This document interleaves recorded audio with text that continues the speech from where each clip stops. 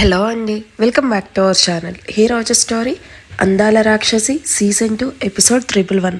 ఇక స్టోరీ ఏంటో చూద్దామా? పదండి వెళ్దాం. నిషాన్ మొహాన్ని నల్లగా పెట్టుకొని అక్కడికి వస్తున్న అందరినీ లిఫ్ట్ చేస్తూ గంట కొట్టడానికి హెల్ప్ చేస్తూ ఉంటాడు.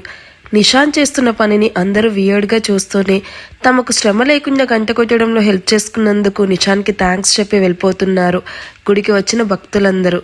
ఇక తన పనిష్మెంట్ ఆల్మోస్ట్ డన్ అనుకునే టైంకి 120 kgsల మనిషి కష్టంగా నడుస్తూ అక్కడికి రావడం చూసి నిషాన్కి కళ్ళు తిరుగుతాయి. హో నో అన్నయ్య, please, I can't do this. ఇంత పెద్ద భారీ విగ్రహాన్ని నేను లిఫ్ట్ చేయలేను. నాకు నో, నా వల్ల కాదు, నహి ఇలాంటి వర్డ్స్ అస్సలు వినిపించకూడదు. అండ్ అలాంటివి వినడానికి నీ అన్న ఇష్టపడడు అని నీకు బాగా తెలుసు కదా నీష్.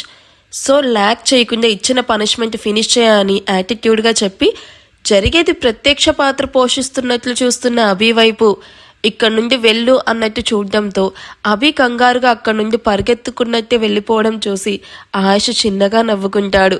నిషాన్ చచ్చినట్టు ఆయుష్ చెప్పిన పనిష్మెంట్ క్లియర్ చేసి నేల మీద చతికిల పడ్డం చూసిన ఆయుష్ తమ్ముడి మొహానికి పట్టిన చెమట తుడిచి హ్యావిట్ అని సెక్యూరిటీ గార్డ్తో కోకోనట్ వాటర్ తెప్పించి నిషాన్ చేతిలో పెడుతూ అక్కడి నుండి ముందుకు వెళ్ళడం చూసిన నిషాన్ బ్లాంక్ ఫేస్తో అలా చూస్తూ చేతిలోని కోకోనట్ వాటర్ను గటగటా తాగేస్తూ ఉంటాడు. కనిపించని బ్రదర్స్ కోసం వెతుకుతూ అక్కడికి వచ్చిన మోహిత్కి నిషాన్ని చూసి, రే నీష్, ఇక్కడేం చేస్తున్నావురా? అయినా బొచ్చు పీకేసిన కోడిలాగా ఇలా అయిపోయావేంట్రా? అసలేం జరిగింది అంటూ నిషాన్ ముందు నీస్ మీద కూర్చుంటూ నిషాన్ గెటప్ను విచిత్రంగా చూసి అడుగుతాడు. భావా, ఇక్కడ ఏం జరిగిందో తెలుసా అంటూ మోహిత్ పిలుపుకి ఆలోచనల సునామీలో కొట్టుకుపోతున్న నిషాన్ మోహిత్ వైపు చూస్తూ అంటాడు. ఏం జరిగిందో చెప్పకుండా నాకు తెలియడానికి నేనేమైనా కాలగ్రంథం తెలిసిన బ్రహ్మన్ అనుకుంటున్నావా? నీకు ప్రతిదీ జోక్లానే ఉంటుంది అని మొహం మార్చుకుంటూ, అయినా ఇప్పుడు జరిగిన విషయం చెప్తే నువ్వు షాక్ అవుతూ కింద పడి గిల్ల కొట్టుకుంటావు తెలుసా. ఆల్రెడీ నీ అన్న ఇచ్చే షాక్స్కి ఇప్పుడు నా పరిస్థితి ఆల్మోస్ట్ అలానే ఉందిలే. ఏంటి బావ, ఏమీ మాట్లాడవు?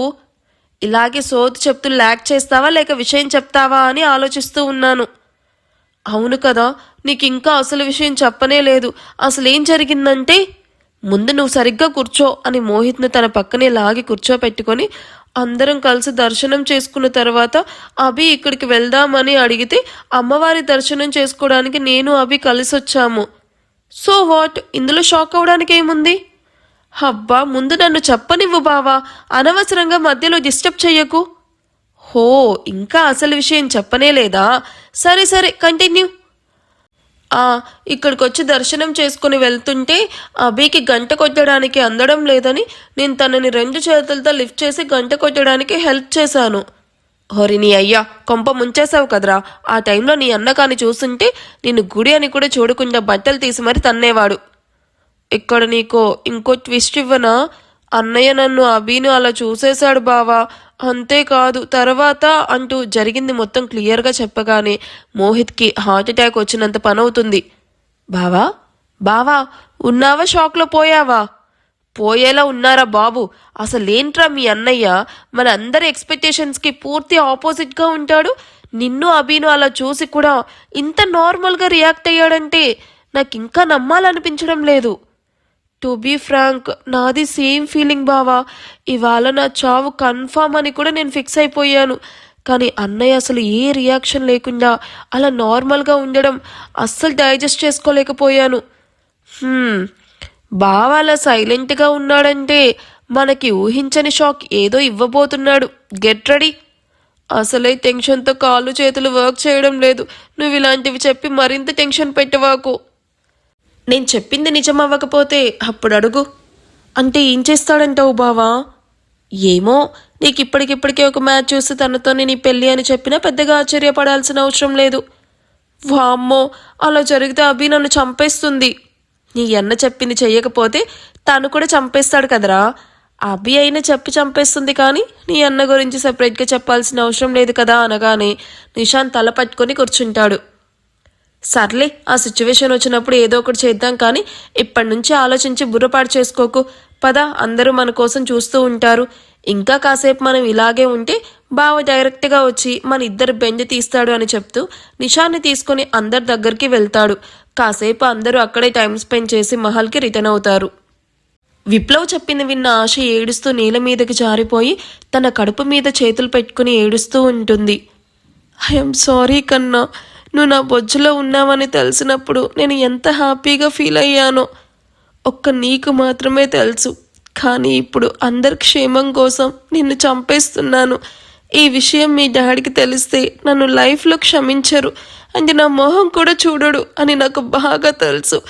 కానీ నాకు మరో ఆప్షన్ కనిపించడం లేదు. నువ్వా లేక దియానా అని అడిగితే నేను దియా అనే చెప్తాను. ఎందుకంటే దియా నా కడుపున పుట్టకపోయినా నా ప్రాణం అయిపోయింది. ఎందుకో తెలుసా, నన్ను ఫస్ట్ అమ్మ అని పిలిచిన ఫస్ట్ నా చెవులో ఆ మంత్రం అలాగే వినిపిస్తుంది. దియానే నన్ను ఫస్ట్ అమ్మ అని పిలిచింది. అందుకే నేను ఎప్పుడో ఫిక్స్ అయిపోయాను, నాకు బేబీ పుట్టినా దియా ఆల్వేస్ నా ఫస్ట్ ప్రయారిటీ అని.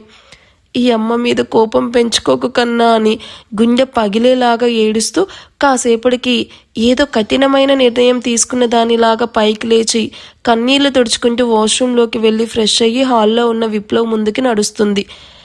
తన ముందుకు వచ్చి నిల్చుకొనున్న ఆశి వైపు క్రాస్గా చూస్తూ ఉన్న విప్లవ్ని చూసి, నువ్వు చెప్పినట్టే నేను అబోర్షన్ చేయించుకుంటాను అనగానే విప్లవ్ సాడిస్టిక్ స్మైల్ ఇస్తూ, నువ్వు తెలివైన దానివని నాకు తెలుసా ఆశి, గుడ్, చాలా చక్కటి నిర్ణయం తీసుకున్నావని ఆశి హ్యాండ్ పట్టుకోవడానికి వస్తూ ఉన్న విప్లవ్ని చూస్తూ 2 అడుగులు వెనక్కి వేసి నిల్చుకుంటూ, నేను అలా చేయించుకోవాలి అంటే నాకు కొన్ని కండిషన్స్ ఉన్నాయి.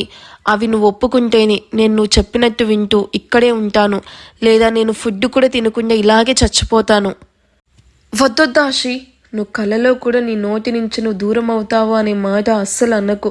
అది నేను భరించలేను.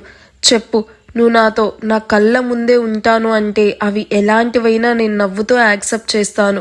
నాకు కావాల్సింది నువ్వు నాతో నా కళ్ళ ముందు నవ్వుతూ తిరగడం. దానికోసం నేను ఏదైనా చేస్తాను. You are just like my addition అనగానే ఆశి సూటిగా విప్లవ్ వైపు చూస్తూ ఉంటుంది. మహల్ పార్తికోలో కారాగగానే మిల్లీ సెకండ్ కూడా లేట్ చేయకుండా బుల్లెట్ లాగా మహల్లోకి పెద్ద పెద్ద అడుగులు వేస్తూ వెళ్తూ ఉంటాడు నిషాన్. నిషాన్ ఏంట్రా మోషన్స్ పట్టుకున్న వాడిలాగా అంత స్పీడ్గా వెళ్తున్నాడు అని అడుగుతూ ఉన్న విక్రమ్ వైపు తల కొట్టుకుంటూ చూస్తూ ఉంటాడు మోహిత్. నిష దర్శనం ఎలా జరిగింది నాన్న?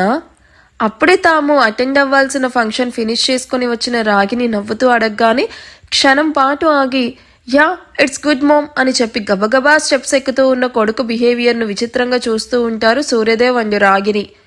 ఏమైంది రాగిని, నిషాన్ ఎందుకంత కంగారుగా కనిపిస్తున్నాడు? ఐ డోంట్ నో సూర్య అని భుజాలు ఎగరేస్తూ ఆన్సర్ ఇస్తుంది రాగిని. నీష్ ఆయుష్ వాయిస్కి లాస్ట్ స్టెప్ ఎక్కబోతూ ఉన్న నిషాన్ కాళ్ళు వణుకుతూ స్లో మోషన్లో తల తిప్పి వెనక్కి తిరిగి బిత్తర్ చూపులు చూస్తూ ఉంటాడు. ఇలారా? ఎందుకన్నయ్యా? ఏ రీజన్ చెప్తే గానీ రావా? అయిపోయింది, ఇవాళ నా కథ క్లైమాక్స్కి వచ్చినట్టే ఉంది. ఏంట్రా, వస్తున్నావా లేదా నన్నే రమ్మంటావా? అన్నయ్య, నాకు జ్వరం వచ్చేలా ఉంది, నేను వెళ్ళి రెస్ట్ తీసుకుంటాను అని రైలింగ్ పట్టుకొని చిన్నపిల్లలాగా చెప్పడం చూసి అక్కడున్న అందరూ నవ్వుతూ చూస్తూ ఉంటారు. అన్నయ్య పిలుస్తుంటే ఏంటి నీష్ నీ అల్లరి, ఫస్ట్ కిందకి రా అంటున్న రాగిని వైపు రాను అని తల ఊపుతూ ఆయుష్ చూపులోని వేడికి తనకే తెలియకుండా ఒక్కో అడుగు కిందకి వేస్తూ ఆయుష్ ముందుకు వచ్చి నిల్చుకుని అభి చెయ్యి టక్కున లాగి ఆయుష్ కాళ్ళు పట్టుకోవడం చూసి అక్కడున్న అందరూ షాక్ అయితే ఆయుష్ మాత్రం యాటిట్యూడ్ అండ్ సీరియస్ లుక్స్ ఇస్తూ ఉంటాడు. ఓ మై గాడ్, ఇప్పుడేమవుతుందంటారు? సో ఫ్యామిలీ అందరూ కలిసి నిషాన్కి అండ్ అభికి పెళ్లి చేస్తారంటారా? అసలు ఆయుష్ ఒప్పుకుంటాడా? మీరేమనుకుంటున్నారో కామెంట్ చేయండి. వీడియో నచ్చితే ప్లీజ్ లైక్ చేసి హైప్ ఇవ్వండి. Thank you for watching.